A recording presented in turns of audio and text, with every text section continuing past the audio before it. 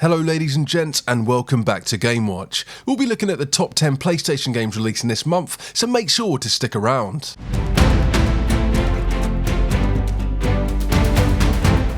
It's been 22 years since the last mainline Commandos game released. There have been a few remasters and an attempt at an FPS, but we're not going to count those. Commandos Origins is a real-time tactics-based game set within the World War II period. You'll be carrying out raids, sabotaging the enemy, as well as rescuing prisoners of war.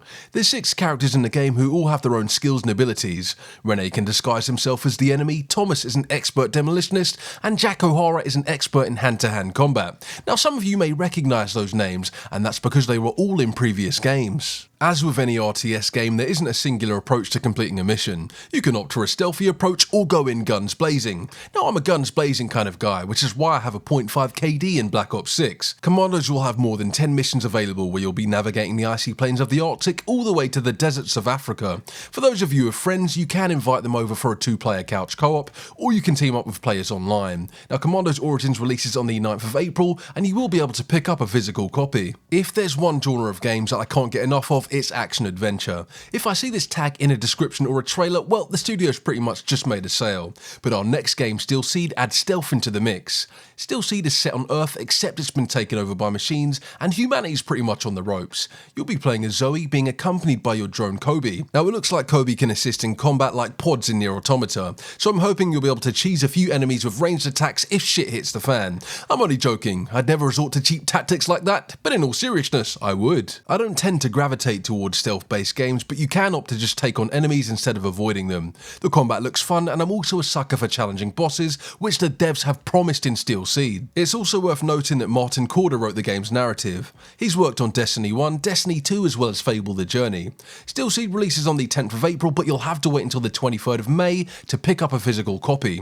Now I will be reviewing this game when it releases, so make sure to keep an eye on the channel. Do you like puzzle games? How about the first-person camera perspective? Well, if we combine these together, we're left with the Talos principle Reawakened. Yes, the title that won Puzzle Game of the Year in 2014, as well as the Joystick Excellence Award, has been remastered. To those that haven't heard of the Talos principle, it's a puzzle game in a great-looking world with over 120 puzzles to be solved. But there's also a story that explores the relationship between humanity and technology, as well as a non-linear game world. But with the recap out of the way, why should you buy this remaster, especially if you already own the original? Well, it's been rebuilt with Unreal Engine 5, so you can expect enhanced lighting, textures, as well as environmental design.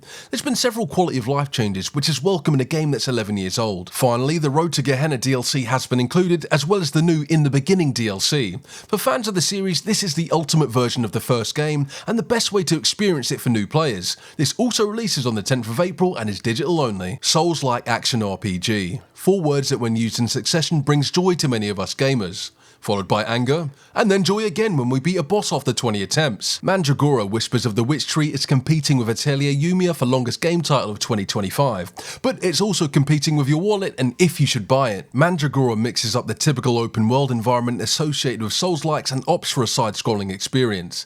There's hundreds of weapons and items you can craft, 6 playable classes, as well as melee and magic-based combat. For those that find the genre daunting, there will be a difficulty slider to ensure everyone can enjoy the game. With Souls-likes being my favourite genre, I do welcome this addition, although I won't be using it. The game will feature over 40 hours of gameplay, full English voice acting and a new game plus, adding some replayability factor. Mandragora releases on the 17th of April and unfortunately will be digital only. If I get the Steed Seed review finished in time, then you can expect to see this on the channel too. LUNAR, the Silver Star and Eternal Blue were released in 1992 and 1994 respectively. These were JRPGs that were released on the Sega CD and won 2 awards for the best RPG.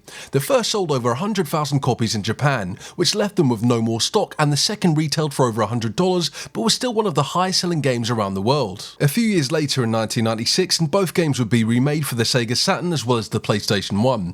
Fast forward another 29 years and both games have been remastered. So yes, we're getting a remaster of a remake of the original game. Although the remakes did add some further polish, you can expect some more with the remastered collection. The visuals have been completely overhauled, and you'll be able to switch between classic and remastered versions of the game. A new English dub has been recorded and several several quality of life improvements like speeding up the battle animations. The LUNAR collection releases on the 18th of April, and whilst you can buy a physical copy, it's only available on the PS4. Imagine a world where a divine being paints a number on a monolith, with everyone that age turning to dust and out of existence. Well, that's a pretty dark world and sounds like a great movie, but that's the narrative of Clair Obscur Expedition 33. It's been revealed that 33 will be the next number the paintress writes on the monolith, so it's down to the protagonist to stop this cycle of death. But what intrigues me the most is the turn-based combat. I'm a fan of the old-style Final Fantasies, XCOM and even Pokemon, so I've always got time for turn-based battles. There are some real-time elements, so you'll have to dodge, parry as well as counter on cue. The graphics look outstanding, the voice work sounds great from what I've heard, and the combat looks just as good. This is Sandville Interactive's first game, so I'm interested to see how this one turns out. Clair Obscur releases on the 24th of April, and you'll be able to pick up a physical copy. It's worth noting that this won't be a full price release, so it's sitting at £40 or $50. The first Fatal Fury entry released all the way back in 1991, created by former Capcom employee Takashi Nishiyama. But did you know he was also the creator of the original Street Fighter that released in 1987? It's been 26 years since the last release, but Fatal Fury is back in City of the Wolves. Now, I'm a complete fighting game noob and couldn't even beat Street Fighter 4's story on Medium, let alone fight online. But I'm sure some of you are, so let's take a look at some of the game's features. There's the all-new rev system, which gives players more offensive options on fight. Smart Assault inputs have been introduced, which is basically this game's version of modern controls from Street Fighter. Yes, elitists will be mad about one-button combos, but it brings more players to the game. Veterans can stick with arcade style, which gives you full range to precise and technical inputs. There will also be a single-player RPG game mode called Episodes of Southtown, and the game will launch with a total of 22 characters. Fatal Fury releases on the 24th of April, and there will be a deluxe edition that includes an OST, an art book, as well as a poster. Now, the next game we'll be looking at I have mixed feelings on, and that isn't the game's fault as it's fantastic.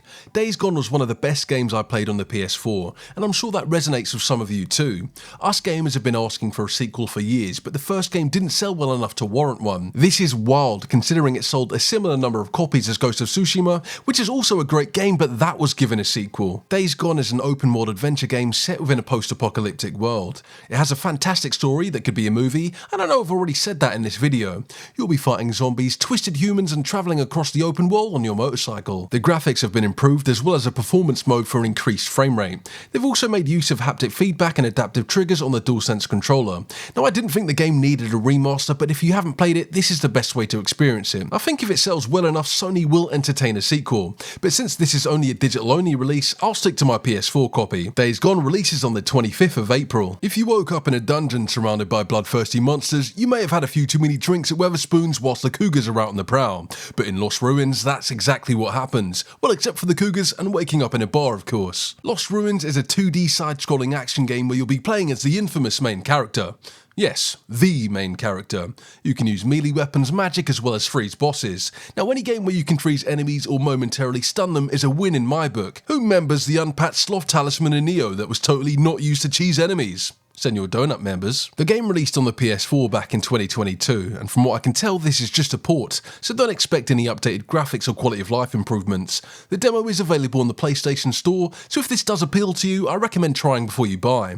Lost Ruins releases on the 25th of April, and there will be a physical edition. There have been some great racing games that are exclusive to the PlayStation throughout the years. Ridge Racer, Gran Turismo, and Drive Club are some to name a few, but that's all about the change of the introduction of Forza Horizon 5. The Forza series has been one of the most popular franchises since it launched in 2005. 13 games later, and Forza has sold over 16 million copies around the world. In Forza Horizon 5, players can drive across an open world in Mexico with hundreds of the world's greatest cars. And yes, that includes the BMW M4, M5 and M8. Not that I'm a BMW fanboy, of course. There's a campaign with hundreds of challenges. You can play with others online, and you can even create your own game mode. There's a reason that several journalists have scored the game a 9 or a 10, which is the same reason over 20 million people have played it. There's plenty of fun to be had here, and that can now be enjoyed on the PlayStation. Forza releases on the 29th of April and will be digital only. Now that's a massive L. The game deserved a physical release, but at least it's releasing in the first place. Thanks to anyone that stuck around to the end, your time is much appreciated.